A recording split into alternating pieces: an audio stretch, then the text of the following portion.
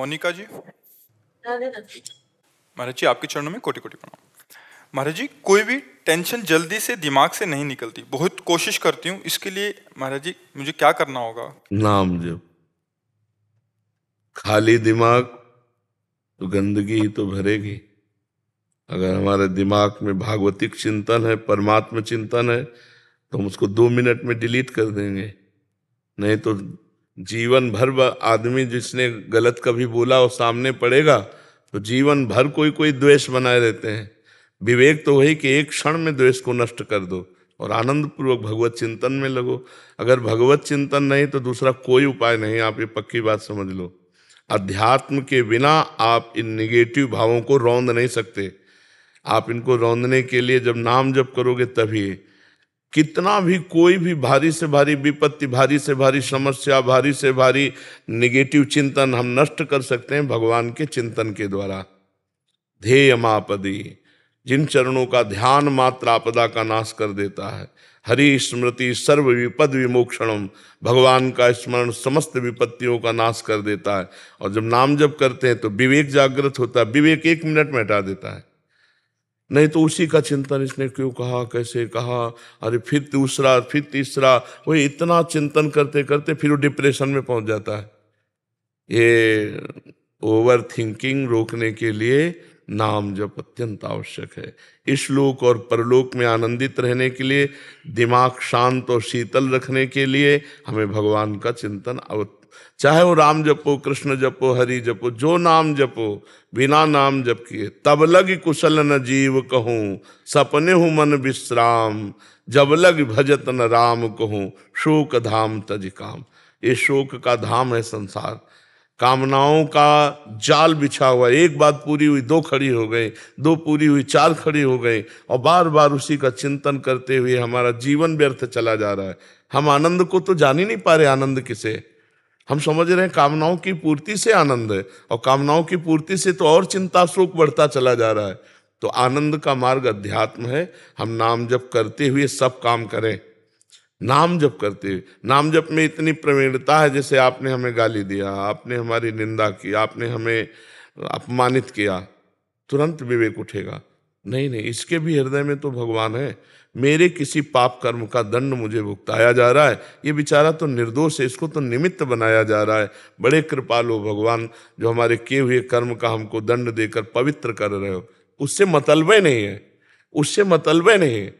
वो दुष्ट नहीं है। हमारी दुष्टता का किसी जन्म के जो कर्म है उसका दंड देने के लिए इसको निमित्त बनाया गया। ये विवेक, ये ज्ञान आपको 1 मिनट में बचा लेगा।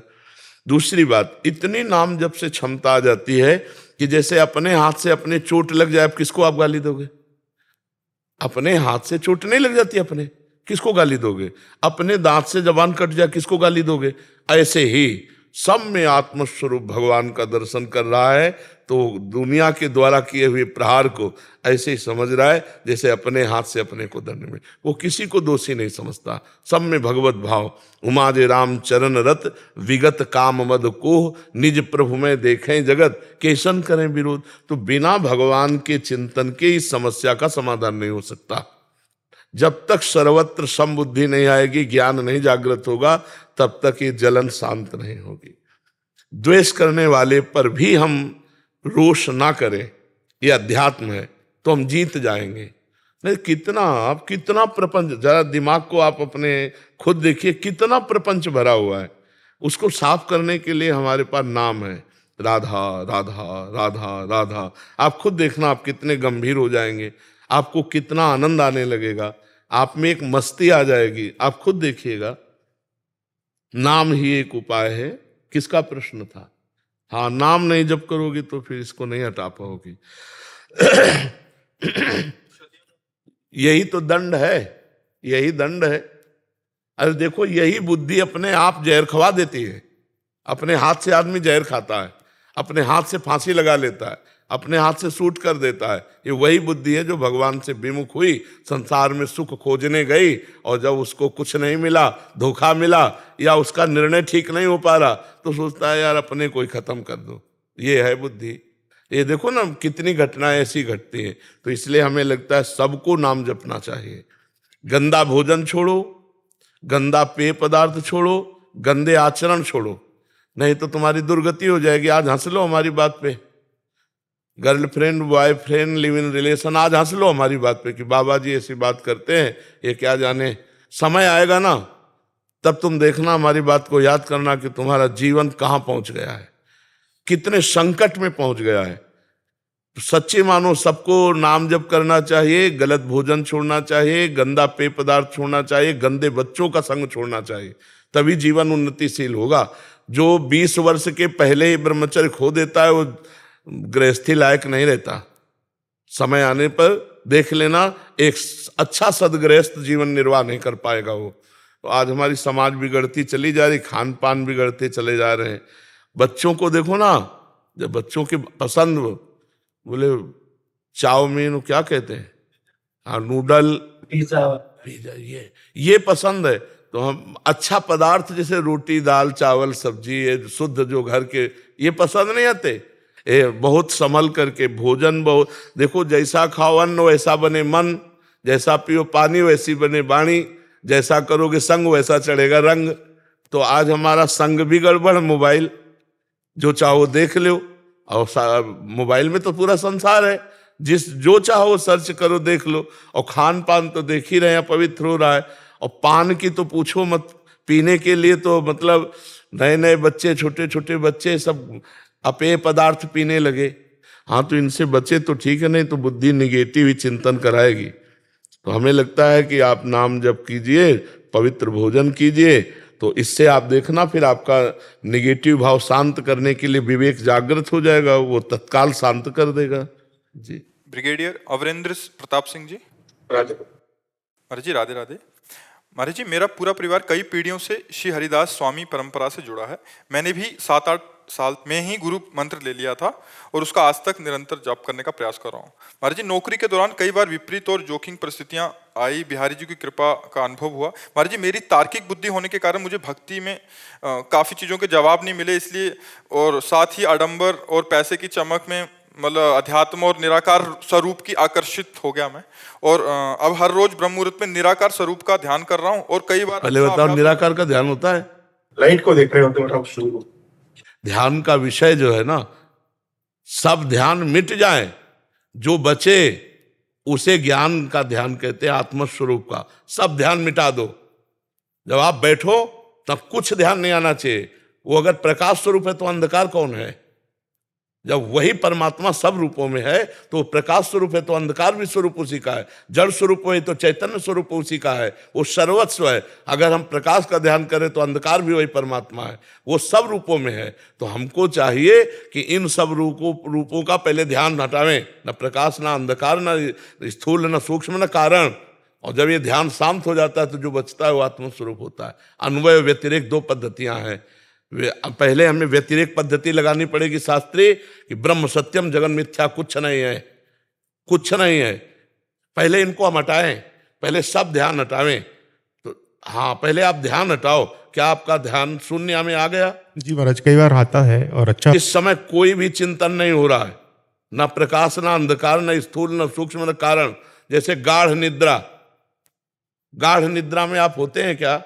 लेकिन होते हैं। अभी कह रहे हैं कि राधा कृष्ण स्वरूप की ओर भी मन आकर्षित है और ध्यान मार्ग में भी, तो दोनों का समावेश बनाना चाह रहे हैं। अब हम कैसे तुम्हें बतावें कि देखो, अभी वो प्रकाश तो है नहीं जिस प्रकाश की हम बात कर रहे हैं, आत्मस्वरूप की। जब तक स्थूल सूक्ष्म कारण को मिथ्या समझ करके और स्थिति नहीं प्राप्त करोगे तब तक वो, और जब वो हो जाएगा ना तो ये सब चंचलता हट जाएगी। कि अभी हम फाइनल में इनकी तरफ आकर्षण, ना ये है ना वो है, जो है वो केवल है, उसका अनुभव करने के लिए बढ़ो। अभी वो बात नहीं है जो बात होनी चाहिए। आप स्वीकार करते हो? जी बात। तो आप, ये स्थूल 5 भौतिक शरीर है, इसके अंदर सूक्ष्म शरीर है, मन बुद्धि चित्त अहंकार, 5 ज्ञानेंद्रियां, 5 कर्मेंद्रियां, इसके भी अंदर अनंत जन्मों के संस्कारों का बना हुआ कारण शरीर जो स्थूल का निमित्त बना है।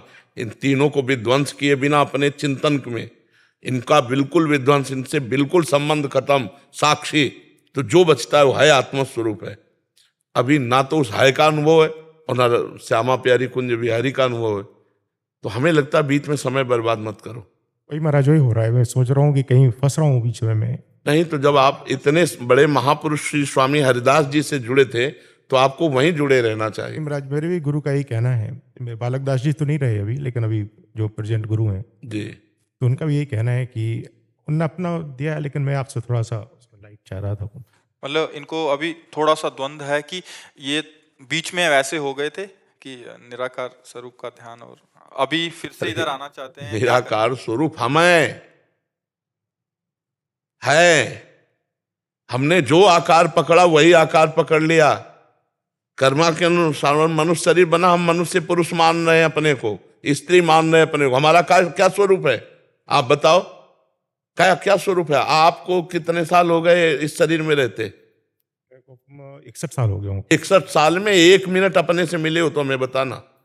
61 साल में 1 मिनट अपने से मिले हो? 3.5 हाथ के घर में रह रहे हो, बाहर ही भटकते रहे, सब बाहर को ही अपना मानते रहे, अपने को भूल गए। उसी स्वरूप में आ जाओ। जितने शास्त्र हैं सबका कहना एक ही है। महाराज जब तक नौकरी में थे तब तक तो आप अपने व्यस्त रहे, लेकिन अब नौकरी के बाद, और बच्चे भी फौज में ही हैं दोनों से, अब सही रास्ते में आ जाओ। हम आपको प्रार्थना करते हैं, हमारी बात मान लो। जो नाम स्वामी जी महाराज के पंथ से मिला है उस नाम को जपो, श्यामा प्यारी कुंज बिहारी का, और आश्रित हो जाओ। आश्रित हो जाओगे तो वो मामे ये प्रपद्यंते माया में ताम तरंती थे। नहीं तो ये मन की चाल को आप अगर साधक हैं तो जानते हैं कि एक क्षण में आकाश में बैठा मिलेगा शुद्ध, और दूसरे क्षण में नाली में गिरा मिलेगा। इसका कोई भरोसा मन का नहीं है। जब तक भगवत साक्षात्कार ना हो जाए तब तक इस मन का भरोसा नहीं है। ये एक क्षण में वैराग्य धारण करता है और एक क्षण में राग में युक्त हो जाता है, पता ही नहीं चलता इसका स्वभाव क्या है। सही फरमाया। तो हमको चाहिए कि भगवान के शरण में होकर उनका स्मरण करते हुए शुद्ध ज्ञान के द्वारा चले। तो हमें सहारा है भगवान का, वही हमारी आत्मा है, दो नहीं है। मानी संख्या से सवाल हल हो जाएगा। स्कूल में जब पढ़ते थे तो मानी संख्या से सवाल हल किया जाता था। आज भी पढ़ाई में ऐसा होता होगा, मानी संख्या इतनी तो सवाल हल हो जाए। तो मानी संख्या गुरुदेव ब्रह्म, मानी संख्या राधा कृष्ण ब्रह्म, मानी संख्या स्वामी श्री हरिदास जी। अब यहां से शुरू करो और उनकी शरण में होते हुए तो इतनी तन्मयता हो जाएगी कि आपका विस्मरण हो जाएगा, वही केवल बचेंगे। सवाल हल तभी माना जाएगा जब एक बचे। चाहे ज्ञान से आओ, चाहे भक्ति से आओ, चाहे योग से आओ, पूरी सृष्टि में एक ही बचे। चाहे वासुदेवा स्वरमित, चाहे जड़ चेतन जग जीव जत सकल राम में जान, चाहे सर्वम खलमिदम ब्रह्म, चाहे ईशावास्यमिदम सर्वम यत् किंचे जगत्याम जगत, किसी भी तरह से आओ एक। तो सही ढंग से लगो। बहुत कृपा है भगवान की कि आप परमार्थ में लगे हो, पर उसको दुचित मत रखो। दुचित कबहु परितोष न लहे। हमारा स्वरूप ही निराकार है। परमात्मा के स्वरूप की तो जाने दो, हमारा स्वरूप ही निराकार है। हम जिस आकार को पकड़ते हैं उसी में बंध जाते हैं। नहीं तो हमारा स्वरूप क्या है आप कोई बतावे। सिर्फ इतना संबोधन हो सकता है, उसी को ब्रह्म को, उसी को आत्मा को, उसी को परमात्मा को, केवल संबोधन है। लेकिन है क्या? वो तो अनुभव गम में भजें जय संता, अनुभव के द्वारा आता है। वो अनिर्वचनीय वाणी से बताया नहीं जा सकता। तो हम कहते हैं कि लगो और तीव्र गति से लगो, क्योंकि पता नहीं कब श्वास अंत हो जाए। बिल्कुल महाराज, लाइफ एंड पे आ रही है, बाइंडिंग है, तो अब लगो, खूब तीव्र गति से लगो। समझ में आया? आप जी क्या कह रहे थे? मम्मी के कहने पे आज वैसे विशेष दिन है, आपकी कृपा से आज आपके दर्शन तो हुए, लेकिन आज का दिन मम्मी का है जिन्होंने मुझे जन्म दिया है, उनका जन्मदिन है। तो कल उन्होंने कहा था कि कल विशेष स्नान होता है, तो उन्होंने कहा स्नान करने जरूर जाना यमुना जी के। तो हम रात को करीबन जब वहाँ से तलहटी से आए और समय मिला तो वहाँ गए, तो वहाँ सबसे बोला कि यहाँ पे कोई सफाई भी कर रही थी अभी, यहाँ लेडी और महाराज भी हैं, सब है। तो सब कह रहे कि यहाँ तो कोई नहीं है। अब मुझे मेरी भारिया है, उनको दोनों को दर्शन हुए, कोई और भी नहीं। जैसे मेरे साथ आया ये भी हाल, उनसे बोला कि आपने देखा? बोले किसी ने देखा। हम दोनों कह रहे कि हमको तो नजर आई। तो ऐसा लगा साक्षात यमुना महारानी के दर्शन हुए कल। यहाँ तो दिव्य सहचर्या भगवान का दिव्य धाम है। यहाँ तो कुछ भी दिव्यता हो सकती है, या तो कोई आश्चर्य की बात नहीं है। ये तो बहुत दिव्य धाम है वृंदावन। यहाँ तो प्रिया प्रीतम विराजमान है, अनंत सहचर्या है। कौन सहचरी यमुना जी की सेवा में थी, कौन क्या कर रहे, पता नहीं कौन सी शक्ति कहाँ विचरण कर रही है। तो धाम है ना प्रभु का। हमारी दृष्टि हो तो हम पहचानना शुरू कर दे। जी मुकेश अग्निहोत्री जी, राधे राधे महाराज जी। महाराज जी, आप उप मुख्यमंत्री हैं हिमाचल प्रदेश के। महाराज जी, आप कह रहे हैं कि आपकी पत्नी की अकाल मृत्यु हो गई थी, बट एक दिन पहले आपसे मिलने की उनको तीव्र इच्छा थी और बहुत प्रयास भी किया, बट मिल नहीं पाए, मतलब वहीं से। महाराज जी, उनके अंतिम इच्छा को पूरी करने के लिए आप आए हैं महाराज जी। हाँ, धन्यवाद है। हमें लगता है कि एक श्रीमद् भागवत का पाठ करवा लेना, मूल संस्कृत का पाठ भागवत का करवा के संकल्प करके अपनी पत्नी को दे दीजिएगा। तो मूल संस्कृत के पाठ से क्या है कि अकाल मृत्यु में जहां भी जो भी गति होगी उसमें उन्नति हो जाएगी, क्योंकि भागवत इतनी समर्थ है कि धुंधकारी प्रेत बन गया था, फिर भी उसे भागवत ने भगवत स्वरूप प्रदान करके परम पद दिया। विमान आया था गोकर्ण जी के सामने, तो हमको लगता है कि तस्मात् शास्त्रम प्रमाणम थे, तो अगर उनकी इच्छा की पूर्ति तो उनकी सदगति की भी पूर्ति करवा दीजिए। अगर आपको समय मिले तो 7 दिन स्वयं बैठकर सुनिए, और नहीं समय मिलता तो पुत्र या किसी को भी बैठा दीजिए, और उत्तम जो संस्कृत के ज्ञान से परिपूर्ण है और जो विश्वास पूर्वक पूरे अध्यायों का पाठ कर सकते हैं, तो उनको उचित दक्षिणा दे करके पूजन करके 7 दिन अगर भागवत का पाठ हो और वो संकल्प करके उस जीवात्मा को दिया जाए जो आपकी पत्नी बन के आए, परम मंगल हो जाएगा। आप ऐसा कर लेना। शायद भगवान ने इसीलिए आपको भेजा होगा कि उसका मंगल हो जाए।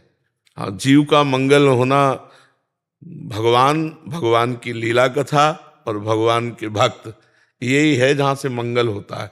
यदि भक्त मिल गए तो भगवान की लीला कथा सुनने को मिल गई तो मंगल हो गई, और भगवान का नाम, ये सब मंगलमय है। तो अनुष्ठान भागवत का करवा लीजिएगा 7 दिन के लिए, और संकल्प करके पत्नी को दे दीजिएगा। विजय उपाध्याय जी, चंडीगढ़ से। महाराज जी, आपकी आज्ञानुसार श्री स्वामी राम सुखदास जी महाराज जी की गीता जी की टीका का अध्ययन का अवसर मिला। महाराज जी, उसमें एक वाक्य में कहा है, एक श्लोक के अर्थात में, कि साधक को सुख दुख का भोग नहीं करना चाहिए, प्रस्तुत सुख दुख का सदुपयोग करना चाहिए। तुम इसे समझ नहीं पा रहे क्या? सुख दुख का भोग करना मतलब सुख दुख में फंस जाना। और सुख दुख किसको प्राप्त होता है? आत्मा को थोड़ी प्राप्त होता है।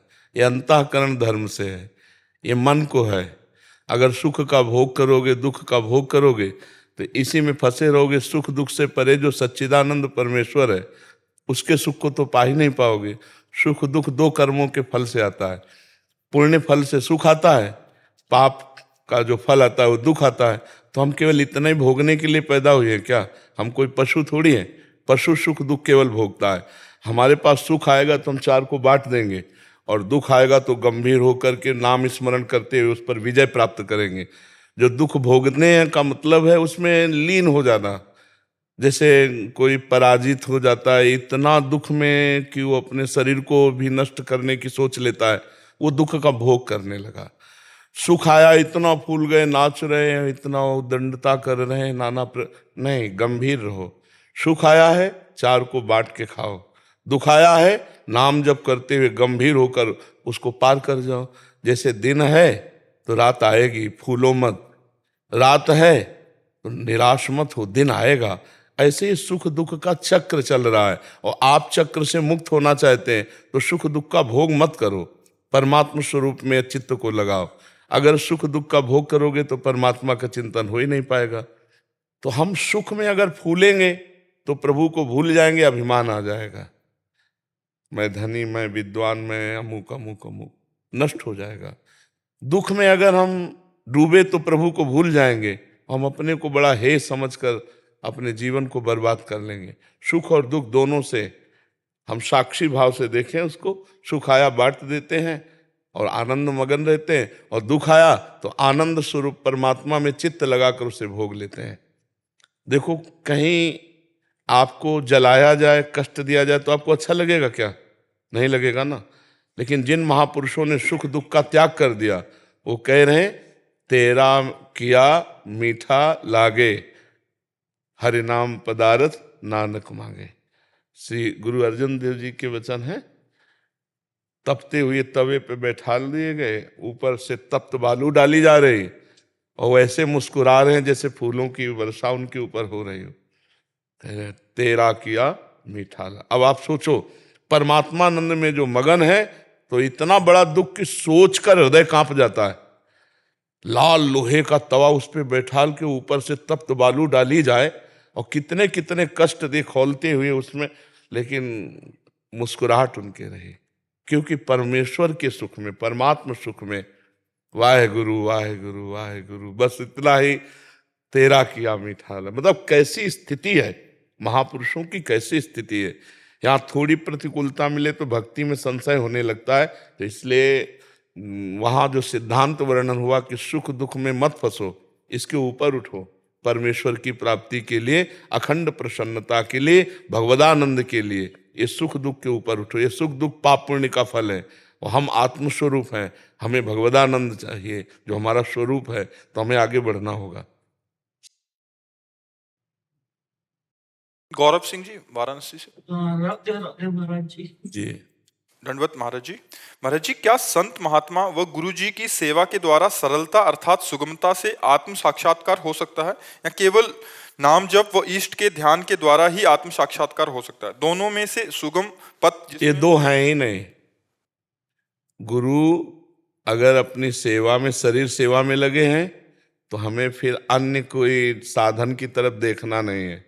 अगर गुरु की आज्ञा है कि आप नाम जप करो, आप वाणी पाठ करो, आप समाज सेवा में रहो, तो हम गुरु की ही सेवा में हर समय चाहे जहाँ रहें अपने गुरु की सेवा में हैं, क्योंकि हम गुरुवाणी के अनुसार चल रहे हैं। गुरुवाणी का आदेश है नाम जप करो, साधु सेवा करो, सब समाज में रमा हुआ कण कण में जो राम है उसी को देखो।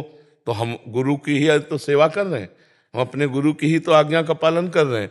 सेवा का मतलब केवल हाथ पैर दबाना नहीं है।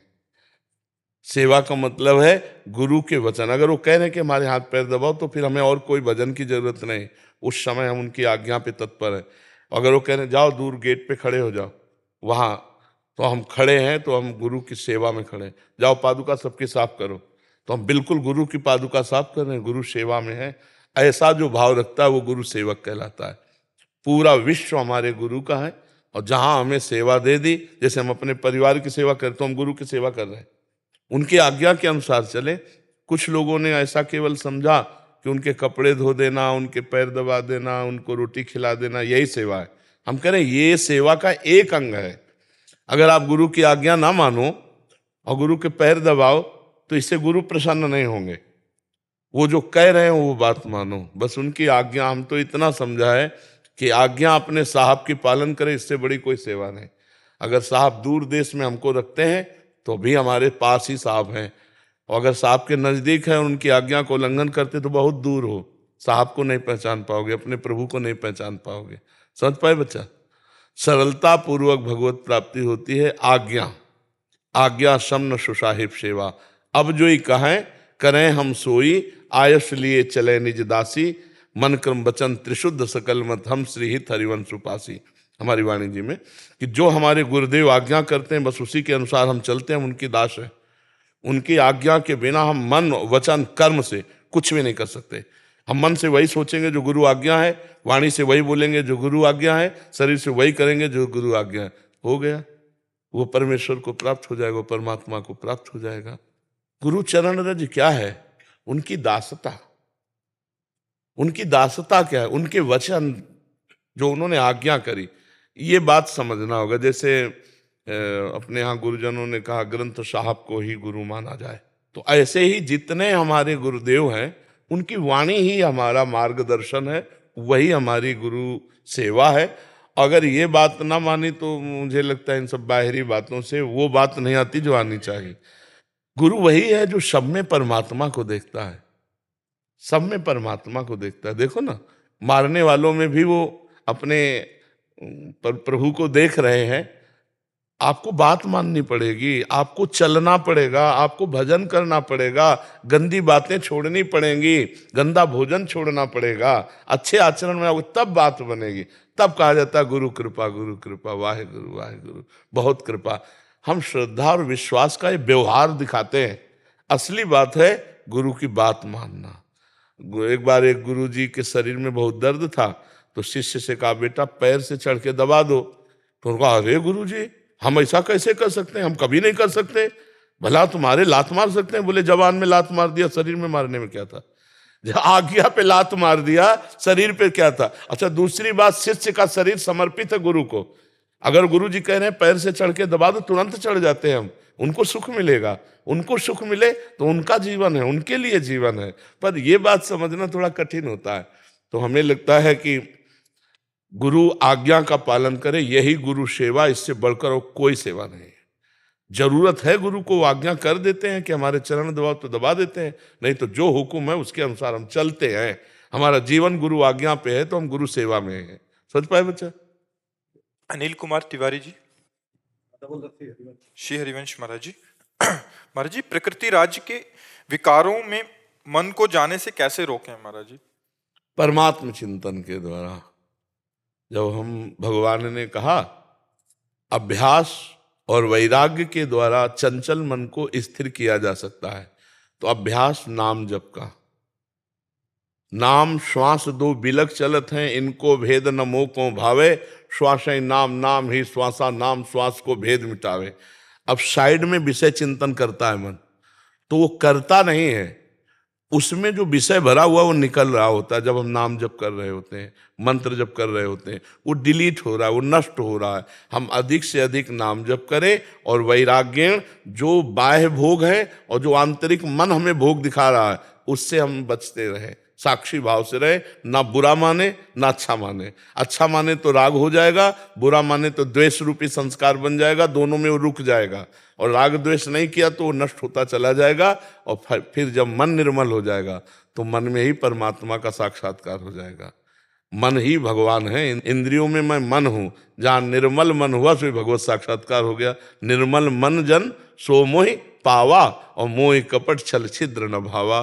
तो खूब परमात्म चिंतन, भगवत चिंतन किया जाए, ऐसा अव्यावृत भजनात्, अखंड भजन, तद विस्मरणेन परम व्याकुलतेति। अगर थोड़ी देर के लिए भी नाम छूटे तो हम ऐसे व्याकुल हो जाए, जैसे मछली को जल से अलग करो तो तड़पने लगती है, तब जाकर विषय चिंतन नष्ट होता है। पहले विषय चिंतन नष्ट होगा, फिर विषयों के द्वारा जो अनंत जन्मों में हमसे पाप हुए वो सब भस्म होंगे, तब भगवत साक्षात्कार हो जाएगा। जिसे संचित कर्म कहते हैं वो सब भस्म हो जाते हैं जो निरंतर भजन करता है।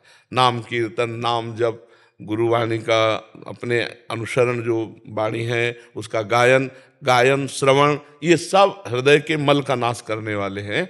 बस निरंतरता रहनी चाहिए। सातु दीर्घ, पातंजलि जी कह रहे हैं, सातु दीर्घ काल निरंतर सत्कार सेवितो दृढ़ भूमि। दीर्घ काल, लंबे समय तक आदर के सहित निरंतर नाम जपा जाए तो दृढ़ भूमि, हृदय एकाग्र पवित्र हो जाता है और नाम स्वतः चलने लगता है। जैसे हम श्वासें चला नहीं रहे, ऐसे ही नाम उसमें श्वासों के साथ चलने लगता है, फिर वो सिद्धों की कोट में आने लगता है। पर ये है कठिन ना, नाम जप करने के लिए अंदर ही अंदर देखो तो मन में इतनी गंदगी भरी को जब निकलती तो लगता है तो पहले नहीं था। जब हम नाम जप नहीं कर रहे थे तब इतना नहीं था जितना अब नाम जप कर रहे हैं। पर उस समय समझो वो डिलीट हो रहा है, वो नष्ट हो रहा है। नाम जप करते हुए जो गंदगी बात आती है ना, वो सब नष्ट हो रही, गंदी बातें नष्ट हो रही है। तो मौका पता नहीं कब मिलेगा। गुरु नानक साहब ने बोला, पवन गुरु पानी पिता माता धरतम हत। पवन गुरु है, पानी पिता है, धरती हमारी माता है। जी जी। पर हम इसको इतना विशैल कर चुके हैं। मैं तो पंजाब से आया हूँ जी जी। तो हमारी तो पंजाब की धरती पे बड़ा अच्छा था, पर अब माहौल इतना जहरीला हो गया है जी। इसके बारे में हम मार्गदर्शन करें। इसमें क्या है कि हम इतने वासनाओं से युक्त हो गए कि हम प्रकृति को दूषित करने लगे हैं। अपनी वासनाओं के खेल से ही ये सब प्रकृति दूषित हो रही। जहां देखो रुपए के लोभ से वृक्षों को काटा जा रहा है। जो ऑक्सीजन देते हैं, कार्बन ऑक्साइड लेते हैं, वो वृक्ष ही नहीं रहेंगे तो प्रदूषण बढ़ेगा कि नहीं बढ़ेगा? अच्छा, हम जब आपको अभी यहाँ के 26-27 वर्ष पहले कह रहे, वृंदावन में 2-4 गाड़ी दिन में आ जाए तो आ जाए, नहीं यहाँ गाड़ियाँ नहीं आती थी। अब यहाँ कदम रखने की जगह नहीं रहेगी, इतनी तो गाड़ियाँ चल रहे हैं कि जब हम यहाँ वृंदावन पहली बार आए थे तो यमुना जल पीते थे कमंडल से। हमारी नदियाँ दूषित हो गई, हमारा वायुमंडल दूषित हो गया, हमारा भोजन दूषित हो गया। शुद्ध गाय के दूध का, या जो गांव में जैसे मठा बनता ना, और शुद्ध बिना खाद की अनाज की रोटी, तो वैसे ही मतलब अब आप देखो इतना केमिकल कीड़ा नष्ट करने के लिए और उसको अधिक अन्न उपजाने के लिए इतना डाला जाता, अन्न दूषित हो गया। लोग पैसे के लोभ से दूध को दूषित कर दिए, इतना लोभ, इतनी वासनाएं बढ़ गई, ऐसे पूरा वातावरण दूषित हो रहा है। और केवल प्रकृति दूषित नहीं हो रही, पुरुष भी दूषित हो रहा है। आप देखो गंदी गंदी बातें हृदय में ही रात दिन चलती रहती हैं, भगवान का चिंतन, अध्यात्म का चिंतन ये नहीं, कहीं देश के लिए या अपने समाज के लिए या अपने परिवार के लिए, अपने गांव के लिए समर्पण की वृत्ति का चिंतन तो होता नहीं, तो इसलिए पूरा वातावरण बिगड़ता चला जाए। आप देखना कुछ दिन के बाद खेती से अन्न उपजना मुश्किल हो जाएगा। ये जो आप केमिकल डाल रहे हैं, जो खादें डाल रहे हैं, ये धीरे धीरे उसकी जो शक्ति है उसको छीण कर रहे हैं।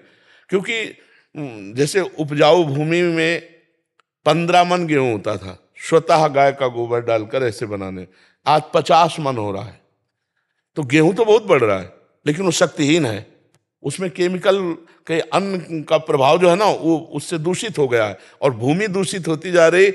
आप खाद डालते रहो, फिर वो खेत जो है जिस दिन अपनी शक्ति खो देगा तो उसमें अन्न उपजाना मुश्किल। और देखो प्रकृति कितना सब वस्तुएं गुप्त करती चली जा रही। आम के बगीचे थे, आपके खेत नहीं है, आपके पेड़ नहीं, लेकिन आप 10-20 किलो आम ला सकते हैं, ऐसे बगीचे थे। देहात की बात कह रहा हूं, एक पेड़ नहीं रह गया। कुछ लोभ से लोगों ने, और कुछ प्रकृति का ऐसा हुआ कि बड़े बड़े पेड़ सब सूख गए। तो अब ये वायुमंडल हमारे द्वारा ही नष्ट किया गया है, हमारे द्वारा ही दूषित किया जा रहा है।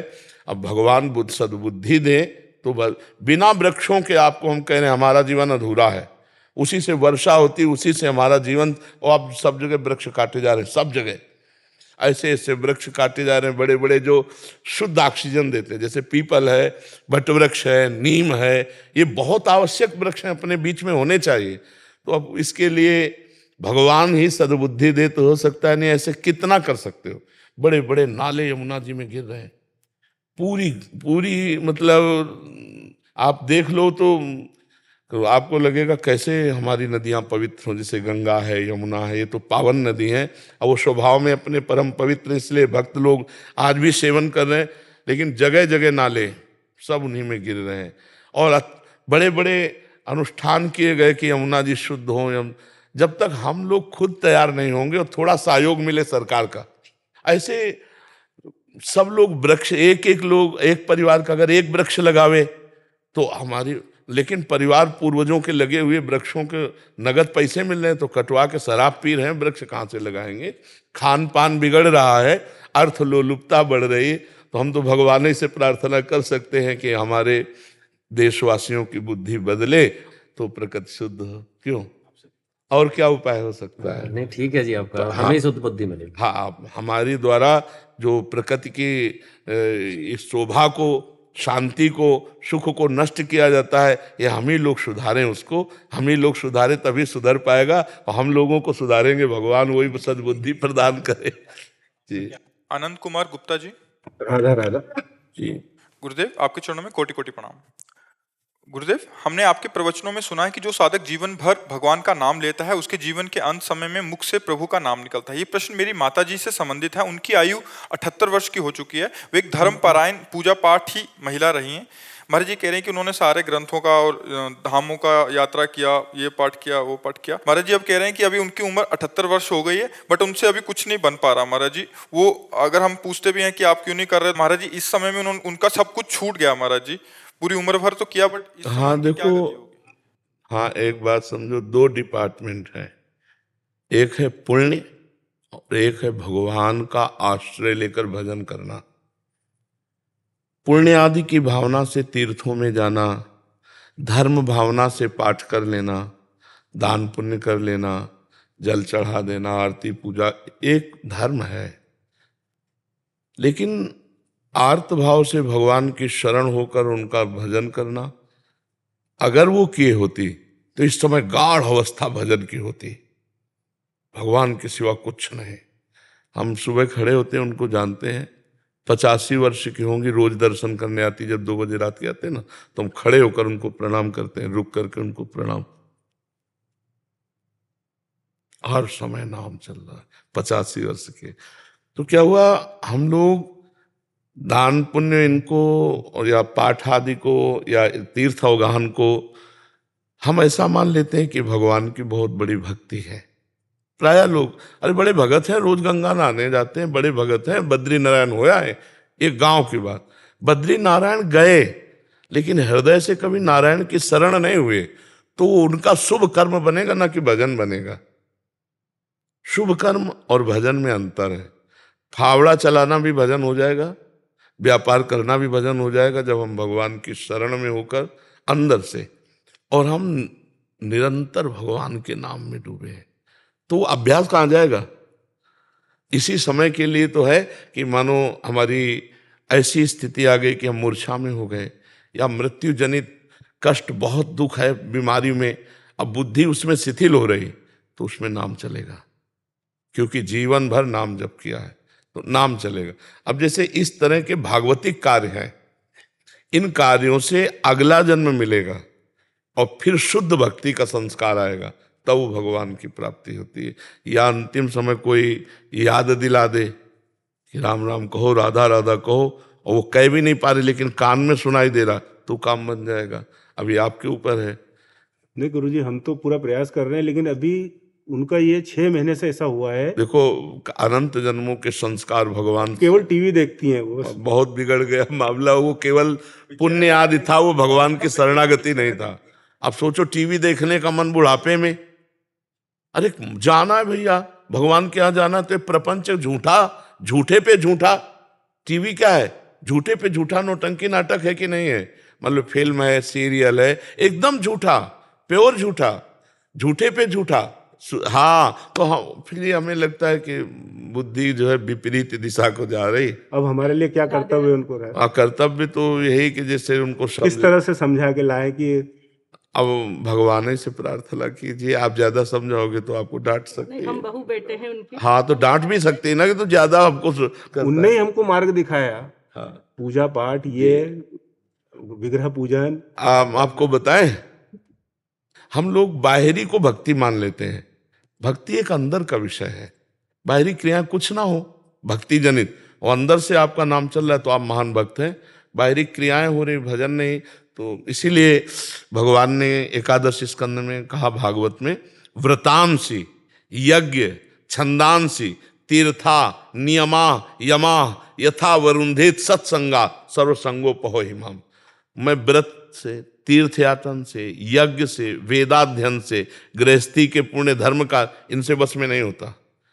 अगर मुझे कोई प्राप्त करना चाहता तो मेरे भगवत प्रेमी महात्माओं का संग करे, जिससे सर्व संगों का त्याग होकर मेरा अखंड स्मरण प्राप्त हो। स्मृति से भगवत प्राप्ति होती है। यस्य स्मरण मात्रेण जन्म संसार बंधनात् विमुच्यते नमस्तस्मै विष्णुवे प्रभु विष्णुवे। जिनका स्मरण मात्र संसार समुद्र से हमें मुक्त कर देता है। अच्छा, वृद्धावस्था में बुद्धि भ्रष्ट हो जाती है। अगर सही भजन हुआ तो उस समय करेक्ट रहेगी, नहीं भ्रष्ट हो जाती है। तो अब देखो, आ गई ना अंतिम फाइनल, और टीवी अच्छी लग रही, इसका मतलब बुद्धि निगेटिव परमार्थ से, नहीं तो साधना में ये सब नहीं अच्छा लगा। अब तो केवल यही होना चाहिए कि भगवान की कथा आपसे कह सुनाओ।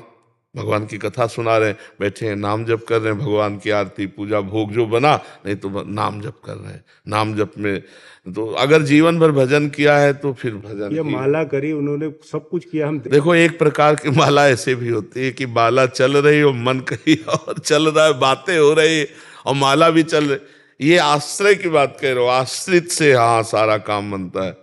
जब शुरू से भजन किया जाता है तो उसका एक प्रकाश हो जाता है। और अगर थोड़ा माला इधर घुमा लिया, तीर्थ यात्रा, ये शुभ कर्म होता है।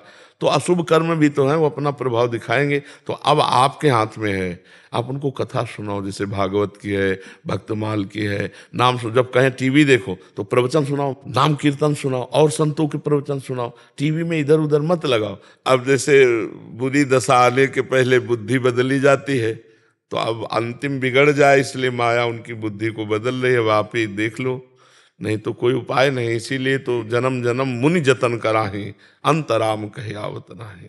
गुरुदेव, हमारी एक इच्छा है कि उनके लिए भागवत पाठ करा लें क्या? हाँ जिंदा है अभी तो करवा लो और अच्छा रहेगा। बिल्कुल बिल्कुल बिल्कुल, बहुत सुंदर बहुत सुंदर बहुत सुंदर। के अंदर ही घर के अंदर ही घर के अंदर हाँ वो संस्कृत वाला पाठ करवाओ, मूल संस्कृत। नहीं वो तो बहुत बड़ा प्रोग्राम है, वो बाहरी लोग, हाँ अपने उनके कल्याण के लिए उनके कान में शब्द पढ़ते रहे, ऐसी जगह पंडित को बैठा दो और दीपक जलाकर कलश आदि का और फिर पूजन करवा के भागवत का 7 दिन पाठ करवा लो, 7 दिन। ऐसे तो उन्होंने जीवन में भागवत कम से कम 50 बार हाँ देखो, हम यही बात कहते हैं कि हृदय समर्पित कहाँ है, क्या हृदय समर्पित ऐसा कर सकता है इस समय? इसके तो आंसुओं से कपोल भींगे हुए और कि प्रभु बस मैं आ रही हूँ बाप के लायक है, रात दिन प्रभु का चिंतन, रात दिन भजन, तो फिर माना जाए कि 50 बार भागवत, एक 20 लोग भागवत का अगर रंग लाया होता तो क्या ऐसी स्थिति होती ना। एक भगत जी आए थे और उनका 20 साल से नाम जप कर रहा हूँ और अपनी स्थिति बताई तो उनका भैया छेद बंद नहीं किए और अगर भरते रहोगे तो मटकी नहीं भरेगी, छेद बंद कर दो और एक एक बूंद डालते हो तो एक दिन भर जाएगी। तो छेद को तो जल्दी कोई बंद नहीं करता। अब चलनी में गैया दुहै और दोष दैव को दे, हरि गुरु कहो न माने अपनों ही फल ले। अभी शुद्ध मार्ग का अनुसरण नहीं हुआ, नहीं तो इस समय कैसे भय लग जाता कि एक क्षण भी भगवान का विस्मरण नहीं होना चाहिए, कभी भी शरीर छूट सकता है। अब विषयों से राग, इस समय तो स्वाभाविक वैराग्य हो जाता है, वृद्धावस्था है। अब टीवी और ये सब, मतलब मुझे लगता है थोड़ा भगवान से प्रार्थना करो कि उनकी बुद्धि शुद्ध हो। महाराज जी, ये प्रश्न मैं करता नहीं, बट एक स्थिति के बारे में आपको संज्ञान में डालना चाह रहा हूँ और इनका भी निराधार हो जाए तो इसलिए। महाराज जी, गुरु जी, मेरा प्रेम निस्वार्थ हो अगर जिससे मैं प्रेम करती हूँ और उसका आकस्मिक मृत्यु हो गई बद्रीनाथ जी में और मुझे हर जन्म में उसका ही साथ चाहिए, उसके लिए मुझे जो भी मार्ग चलना पड़े मैं वही करूँगी, बस आप मुझे उसके लिए मार्गदर्शन करें। हमारा प्रेम निस्वार्थ था, निस्वार्थ रहेगा, हमेशा यही अनुभूति हुई। उसके प्रेम की सृष्टि सबसे खूबसूरत सृष्टि है। हाँ तो अपने प्रेम हाँ को पुनः तो प्राप्त पाना चाहता हूं। देखो, सबके इन ढांचों के अंदर भगवान विराजमान है और कोई नहीं। नाम रूप अलग अलग पुकारे जाते हैं, ये ढांचे हैं। इनमें जो पावर है, जैसे माइक, पंखा, हाइलोजन, एसी और लाखों करण हैं, यंत्र हैं, पर बिजली, बिजली तो एक ही है ना। तो सबके अंदर पावर एक है, परमात्मा। आप भगवान श्री कृष्ण की आराधना करो कि उस शरीर के अंदर आप ही थे। अगर वो शरीर प्रिय होता तो शरीर रख लेते। शरीर किसी को प्रिय नहीं होता, चाहे जितना प्यार शरीर से कर रहे हो, उसको नहीं जानते। लेकिन जब वो चला जाएगा तो शरीर पैसा दे के नष्ट करवा दोगे, आग लगवा दोगे। इसका मतलब शरीर से प्यार नहीं कर रहे थे, उसी से प्यार कर रहे थे, परमात्मा से। तो सबके अंदर मूल में परमात्मा ही है। श्री कृष्ण को विराजमान करके आराधना करो कि मुझे जन्म जन्म तुम ही पति रूप में मिलो। वही थे शरीरों का, कि वही रूप, वही पांच भौतिक शरीर, कभी नहीं।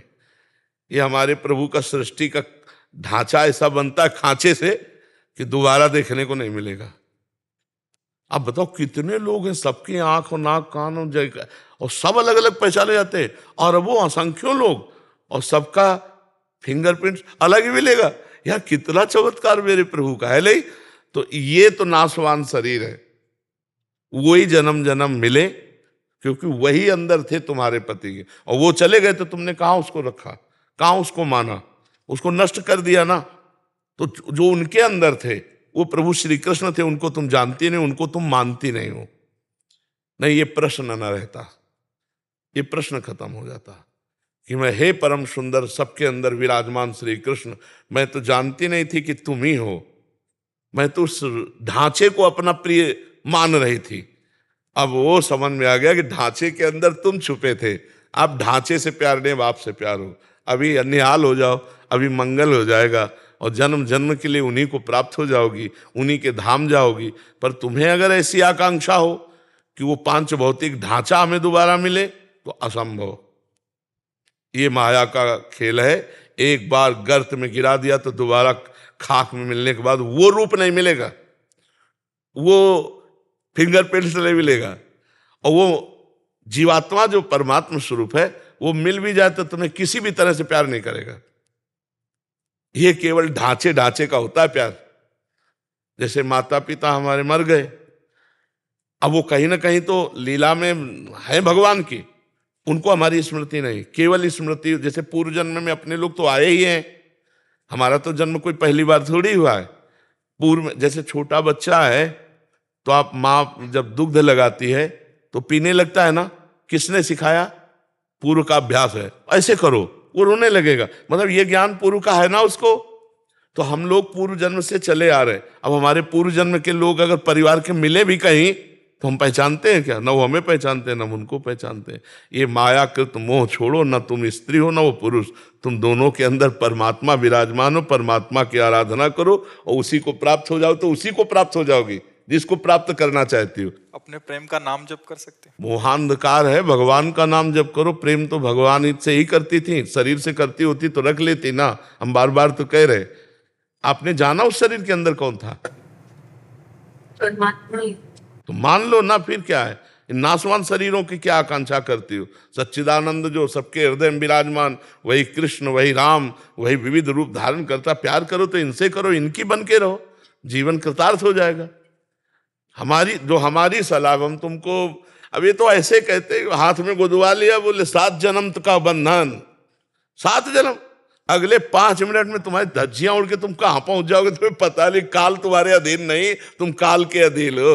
ये सब लौकिक वासनाओं की खेल है, शरीरों में आसक्ति होने के कारण। नहीं, एक परमात्मा के सिवा दूसरा कोई नहीं है। हमारी बात समझ लो, आप सरल हृदय हैं, आप पवित्र हृदय हैं, इसलिए आपका प्रेम जिसे कह रहे हैं वो खास बात मोह में है, और मोह से प्रेम में आ जाएगा तो फिर आप जिधर देखोगे उधर आनंद सिंधु भगवान ही नजर आएंगे। हमें तो यही लगता है कि अपना प्यारा वही है, और सब कोई उन्हीं से प्यार करता है यार, सब कोई। अगर आपका पुत्र पधार जाए, मान लो पुत्र के अंदर का परमात्मा चला जाए, तो रख लो आप 10-5 दिन, आप पैसा दे के कहोगे कि अब ले जाओ, वो चला गया। कौन? जिसको जानते नहीं हो, और जिसको जानते हो तुम्हारे आगे पड़ा है। आप समझो, अनजाने में तो परमात्मा से प्यार सच्ची मानो।